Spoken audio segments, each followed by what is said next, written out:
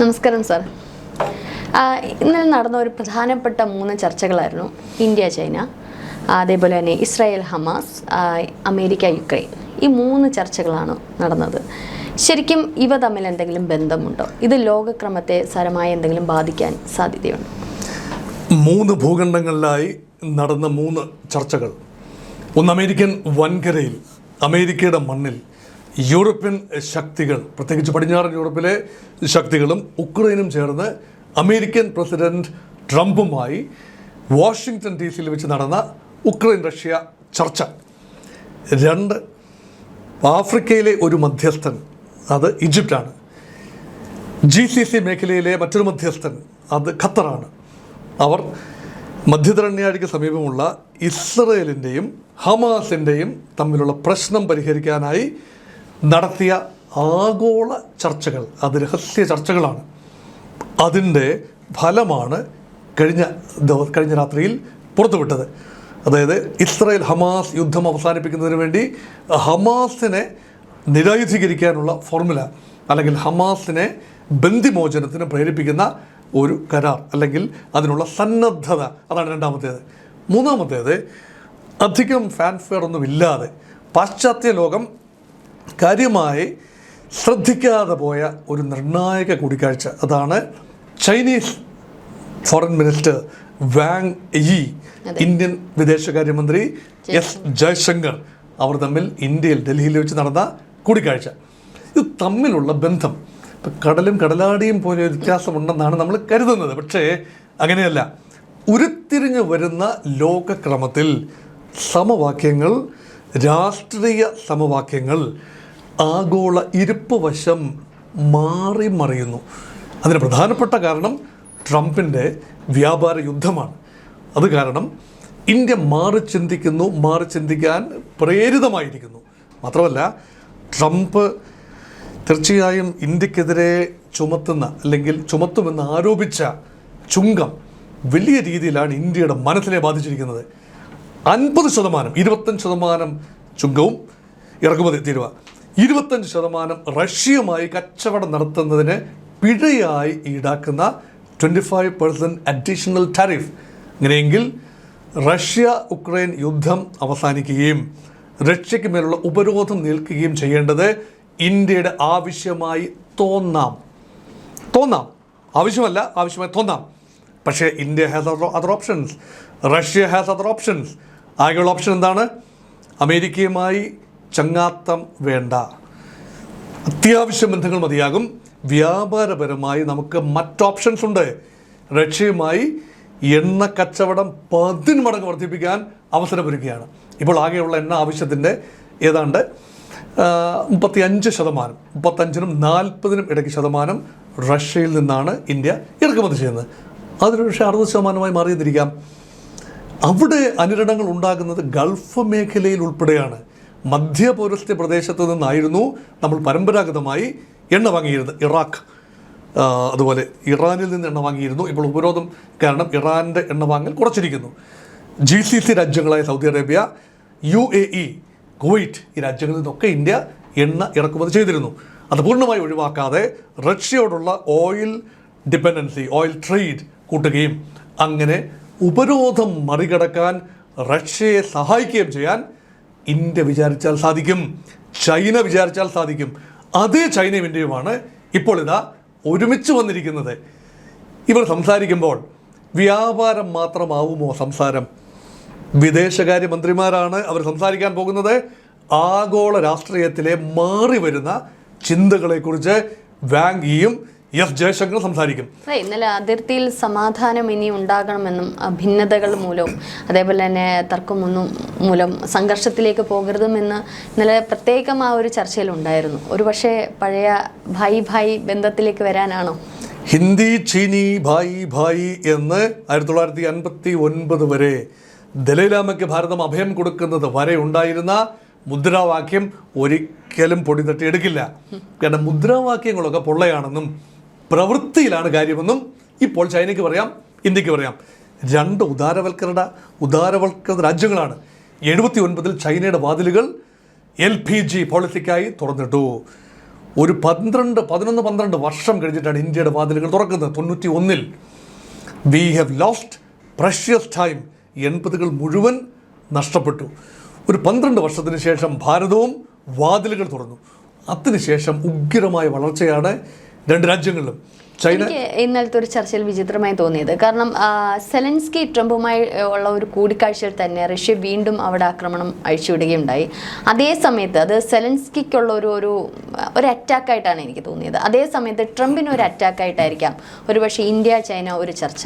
കാരണം അവിടെ കൊടുത്തു കഴിഞ്ഞാൽ, അവിടെ മര്യാദാരാമനായിട്ട് അല്ലെങ്കിൽ മുടയൊന്നും കാണിക്കാതെ ഇരുന്ന് കഴിഞ്ഞാൽ, സെലൻസ്കിയുടെ മുമ്പിൽ ഇരുന്ന് കഴിഞ്ഞാൽ നിങ്ങൾക്ക് കൊള്ളാം എന്നുള്ളൊരു ഒരു വാണിംഗ് പോലെയല്ലേ ഇത് തോന്നുന്നത്? അങ്ങനെയാണ്. ഇതൊരു ബ്ലോയിഡ് ഹോട്ട് ആൻഡ് ബ്ലോയിഡ് കോൾഡ് എന്ന് പറഞ്ഞാൽ ഇരുമ്പ് പഠിപ്പിക്കുന്ന പോലെയാണ്. ഇരുമ്പ് പഠിപ്പിച്ചു കഴിഞ്ഞാൽ നന്നായി അടിച്ച് പതുക്കും, പിന്നെ തണുപ്പിക്കും, പിന്നെയും ചൂടാക്കിയിട്ട് വീണ്ടും വകവരുതും. ഇതുപോലെ അടിച്ച് പതുക്കിക്കൊണ്ടിരിക്കുകയാണ് ഉക്രൈനെ. ഇത് ട്രംപ് ചെയ്തുകൊണ്ടിരിക്കുന്നു. അത് ചെയ്യുമ്പോൾ കുറുക്കൻ്റെ കണ്ണ് കോഴിക്കൂട്ടിലാണ്. ആ കോഴിക്കൂട്ടാകുന്നു ഇന്ത്യ. നോക്കൂ, ഇന്ത്യയുമുള്ള കച്ചവടം അമേരിക്കയ്ക്ക് ആവശ്യമാണ്. അതേസമയം ഇന്ത്യ സ്വന്തം കയ്യിൽ നിൽക്കുകയും വേണം. ഈ രണ്ട് കാര്യങ്ങൾ ഒരുമിച്ച് നടക്കില്ല എന്നത് അർത്ഥശങ്കയ്ക്കിടയില്ലാത്ത രീതിയിൽ ഇന്ത്യ പറയുകയും ചെയ്തു. അത് മാത്രമല്ല, ട്രംപിൻ്റെ മറ്റു ചില മോഹങ്ങളുണ്ടല്ലോ, നൊബേൽ സമ്മാന മോഹം. ഇത്രയും മാത്രം മതിയായിരുന്നു. 29 പ്രാവശ്യമല്ലേ ട്രംപ് പറഞ്ഞത് ഓപ്പറേഷൻ സിന്ദൂർ നിർത്തിവെച്ചത് എൻ്റെ ഇടപെടൽ കൊണ്ടാണെന്ന്? പാകിസ്ഥാൻ സമ്മതിക്കാമെങ്കിൽ ഇന്ത്യക്ക് അതങ്ങോട്ട് സമ്മതിച്ചു കൊടുത്താൽ എന്താ കുഴപ്പം? സമ്മതിച്ചില്ല. അത് ഇന്ത്യയുടെ നയത്തിനെതിരാണ്. അതുമുതൽ എങ്ങനെയും അത് സമ്മതിപ്പിക്കാൻ ഇന്ത്യ തയ്യാറല്ല. അങ്ങനെയെങ്കിൽ പിന്നെ ചട്ടം പഠിപ്പിക്കുക തന്നെ.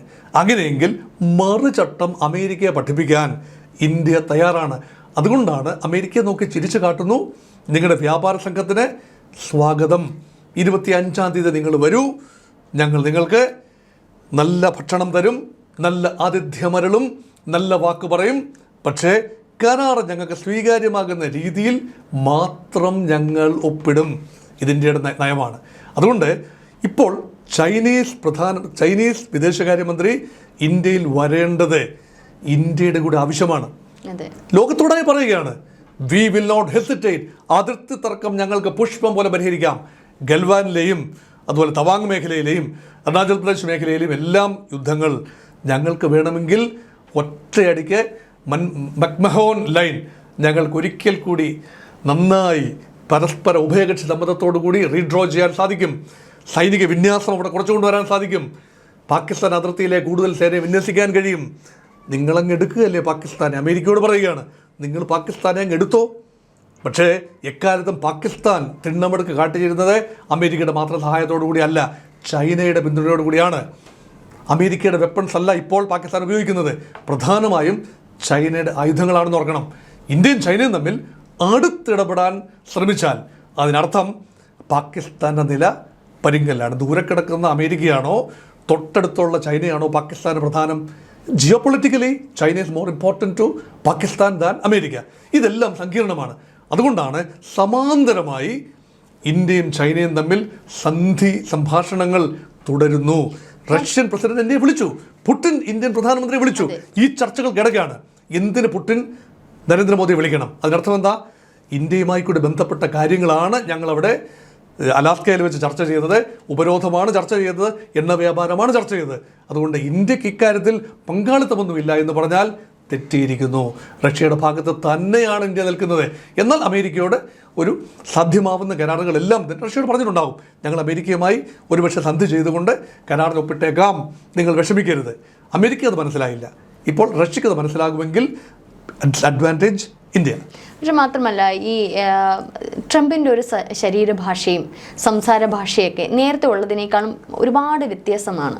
പുടിനുമായിട്ടുള്ള ഒരു കൂടിക്കാഴ്ചയ്ക്ക് ശേഷം അല്ലെങ്കിൽ അതിനിങ്ങോട്ട് ഇപ്പോൾ സെലൻസ്കിയുമായിട്ടുള്ളൊരു കൂടിക്കാഴ്ച കുറച്ചൊരു മെച്യൂർഡായിട്ടുള്ള രീതിയിൽ, അതൊരു പക്ഷേ മോദി എഫക്റ്റ് തന്നെയല്ലേ? ഒരു ധ്യാന ഗുരുവിൻ്റെ ഒരു സാന്നിധ്യം, ഒരു സാന്ത്വന സ്പർശം അടിയൻ കാണുന്നു എന്ന് പറഞ്ഞാൽ അത് കാണാതിരിക്കരുതല്ലോ. ഇന്നലെ വരെ അത് ഞമ്മളാണെന്ന് പറഞ്ഞ് നിന്ന ട്രംപ് പെട്ടെന്ന് പുലി പോലെ വന്നത് എലി പോലെ പോയി എന്ന് പറഞ്ഞതുപോലെ പെട്ടെന്ന് ട്രംപിൻ്റെ ശരീരഭാഷ മാറിയിരിക്കുന്നു, രീതിശാസ്ത്രങ്ങൾ മാറിയിരിക്കുന്നു, ചാടിക്കേറി പറയുന്ന വർത്തമാനങ്ങൾ മാറിയിരിക്കുന്നു. സെലൻസ്കിയോടൊക്കെ എന്ത് ആദരപൂർവ്വമാണ് കഴിഞ്ഞ ദിവസം സംസാരിച്ചത്.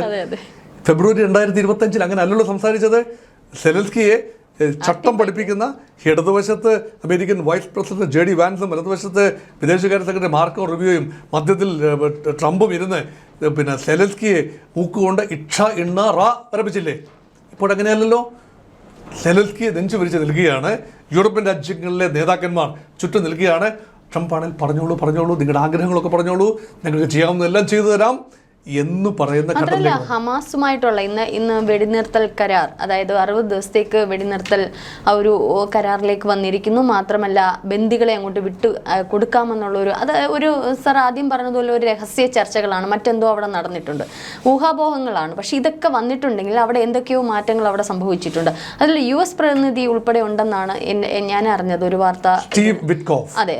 അപ്പോൾ അത്തരത്തിലൊരു ട്രംപ് ഒരേ സമയത്ത് തന്നെ യുക്രൈൻ അല്ലെങ്കിൽ ഇസ്രായേൽ ഹമാസ് ഇത്തരത്തിൽ 2 ചർച്ചകളായിട്ട് അവർ ട്രംപ് എടുത്തിരിക്കുന്ന ഒരു വല്ലാത്തൊരു പോരാട്ടം തന്നെയാണ്. അപ്പം ശരിക്കും പറഞ്ഞാൽ ഒരു സമാധാനത്തിൻ്റെ നോബൽ പ്രൈസ് ഒറ്റയടിക്ക് തന്നെ അടിച്ചു മാറ്റണം എന്നുള്ള രീതിയിലേക്ക് തന്നെ ട്രംപ് എത്തിയിരിക്കുന്നു. അതൊരു വാശിയോടെ തന്നെ ട്രംപ് മുന്നേറുന്നു. ട്രംപിൻ്റെ വാശി നടക്കട്ടെ, അത് നമ്മളും ആഗ്രഹിക്കുന്നുണ്ട്. കാരണം ഇത്രയും സമാധാനമാണല്ലോ വേണ്ടുന്നത്. പക്ഷേ എനിക്ക് ആശ്ചര്യമായി തോന്നിയത് ഒരിക്കലും അടുക്കാത്ത ഹമാസ് ഇന്നലെ വെടിനിർത്തൽ സമ്മതിച്ചു, ആ ഒരു എഗ്രിമെൻറ്റിൽ ഒപ്പുവെച്ചു എന്നുള്ളതാണ്. അറിയാത്ത പിള്ള ചൊറിയുമ്പോൾ അറിയും എന്ന ഒരു പഴയ മലയാള പഴഞ്ചൊല്ലുണ്ട്. അതായത് ഇസ്രായേൽ മന്ത്രിസഭയുടെ തീരുമാനമാണ് ഗാസ പിടിച്ചെടുക്കുക, ഗാസ സിറ്റി പിടിക്കുക, ഗാസ പൂർണ്ണമായി കൈവശപ്പെടുത്തുക. അതിനുള്ള അന്തിമ പുഷിലേക്ക് നീങ്ങുന്ന ആ സമയത്താണ് ഈജിപ്തിൻ്റെയും ഈജിപ്തിൻ്റെയും ഖത്തറിൻ്റെയും പ്രതിനിധികൾ അവസാനം ഹമാസിനെ കൺവിൻസ് ചെയ്യുന്നത്. ഇത്രയും മാത്രമേ കൺവിൻസ് ചെയ്തിട്ടുള്ളൂ. നിങ്ങൾ വെടിനിർത്തണം, ബന്ദികളെ മോചിപ്പിക്കണം, നിങ്ങളുടെ ആയുധങ്ങൾ സറണ്ടർ ചെയ്യണം. ഈ 3 കാര്യങ്ങളിൽ 2 കാര്യങ്ങളിലെങ്കിലും ഹമാസ് പച്ചക്കൊടി കാട്ടിയിരിക്കുന്നു. അതുകൊണ്ട് യുദ്ധം നിർത്താൻ തയ്യാറാണ് എന്ന് ഹമാസ് കേന്ദ്രങ്ങളിൽ നിന്നും അറിയിപ്പുണ്ടായതായി അൽ ജസീറ റിപ്പോർട്ട് ചെയ്യുന്നു. അല്ലെങ്കിൽ ചില പാശ്ചാത്യ മാധ്യമങ്ങൾ ഉൾപ്പെടെ CNN, BBC ഉൾപ്പെടെ ഉള്ള മാധ്യമങ്ങൾ റിപ്പോർട്ട് ചെയ്യുന്നു. എന്നൊരക്ഷരം മിണ്ടിയിട്ടില്ല ഇസ്രായേലിൻ്റെ ഓപ്ഷൻസ് ആർ വെരി ക്ലിയർ എന്ന് പറഞ്ഞാൽ ഇസ്രായേലിൽ 5 ലക്ഷം പേര്, 1 കോടിയിൽ താഴെ ജനസംഖ്യയുള്ള ഇസ്രായേലിൽ 5 ലക്ഷം പേരാണ് കഴിഞ്ഞ ദിവസം തെരുവിലിറങ്ങിയത്. ടെല്ലവീവിലും ഹൈഫയിലും എല്ലാമുള്ള ജെറുസലേമിലുമെല്ലാം വൻ ജനസാന്നിധ്യമാണ്. യുദ്ധം അവസാനിപ്പിച്ചേ പറ്റൂ. അപ്പോൾ ഇസ്രായേലിനുള്ളിൽ ഉയരുന്ന യുദ്ധവിരുദ്ധ വികാരമുണ്ട്. 20 ബന്ദികളാണ് ജീവനോടെ ഉള്ളതെന്നാണ് കണക്കാക്കപ്പെടുന്നത്. ആ 20 പേരെ എന്ത് വില കൊടുത്തും തിരിച്ചു കൊണ്ടുവരിക. അതുകൊണ്ട് ഒരു കരാർ എന്ന നിർദ്ദേശം വരുന്നു. 6 മാസത്തേക്ക് അല്ലെ 2 മാസത്തേക്ക് വെടിനിർത്തൽ ഉണ്ടാകുന്നു. അതിനുള്ളിൽ 2 ബാച്ചുകളായി 20 പേരെ വിട്ടു നൽകുക. അതിന് പകരമായി 1500ഓളം പലസ്തീൻ തടവുകാരെ, ഹമാസ് ഉൾപ്പെടെയുള്ള തടവുകാരെ ഇസ്രായേൽ മോചിപ്പിക്കുക. അങ്ങനെ യുദ്ധം അവസാനിപ്പിക്കുക. അതോടൊപ്പം തന്നെ അതിനുശേഷം വരേണ്ട ഫോർമുല അത് വർക്കൗട്ട് ചെയ്യേണ്ടതാണ്. ഈ 2 മാസത്തെ വെടിനിർത്തൽ കാലാവധി, യുദ്ധം അവസാനിപ്പിക്കുന്നില്ല, വെടിനിർത്തലാണ്. ആ കാലാവധിയിൽ ചർച്ച ചെയ്ത് പോസ്റ്റ് വാർ ഗാസ അഡ്മിനിസ്ട്രേഷൻ, അത് ഹമാസ് ആയിരിക്കില്ല. ഹമാസിന് പകരം ഒരു സംവിധാനം, അല്ല എങ്കിൽ ഹമാസ് പൂർണ്ണമായി നിരായുധവൽക്കരിക്കപ്പെടണം. ഹമാസിൻ്റെ കൈവശമുള്ള ആയുധങ്ങൾ ഒരു അറബി സേനയെ ഏൽപ്പിക്കുക. തൽക്കാലത്തേക്ക് പീസ് കീപ്പിങ്ങിനായി ഒരു അറബി സൈന്യത്തെ, അത് ഓരോ രാജ്യത്തിനും, അത് ഈജിപ്തിൻ്റെ കോട്ട എത്ര, ലിബിയയുടെ എത്ര, അൾജീരിയയുടെ എത്ര, അതുപോലെ സൗദി അറേബ്യയുടെ എത്ര, അത് തീരുമാനിക്കണം. ആ അറബ് സൈന്യങ്ങൾ അവർക്ക് ആരാതിഥ്യമരളും, ഈ ട്രാൻസിഷണൽ പീരീഡിൽ ആരാണ് ഭരണം നിർവഹിക്കേണ്ടത്, ഈ കാര്യങ്ങളിലെല്ലാം ധാരണ എത്തേണ്ടതുണ്ട്.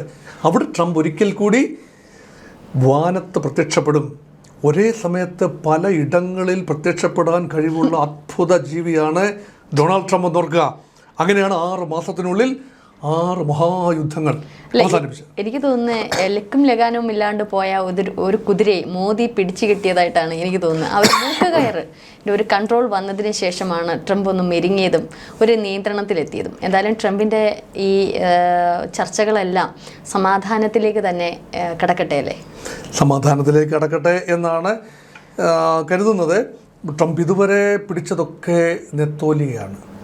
അതായത് നെത്തോലി എന്ന് ഞാൻ ഉദ്ദേശിച്ചത് ഈ സൗത്ത് ഈസ്റ്റ് ഏഷ്യയിലെ 2 രാജ്യങ്ങൾ, അതായത് കംബോഡിയയും തായ്ലൻഡും തമ്മിലുള്ള യുദ്ധം അവസാനിച്ചു. കോസോവോയും സെർബിയയും തമ്മിലുള്ള യുദ്ധം അവസാനിച്ചു. റുവാണ്ടയും കോങ്കോയും തമ്മിലുള്ള യുദ്ധം അവസാനിച്ചു.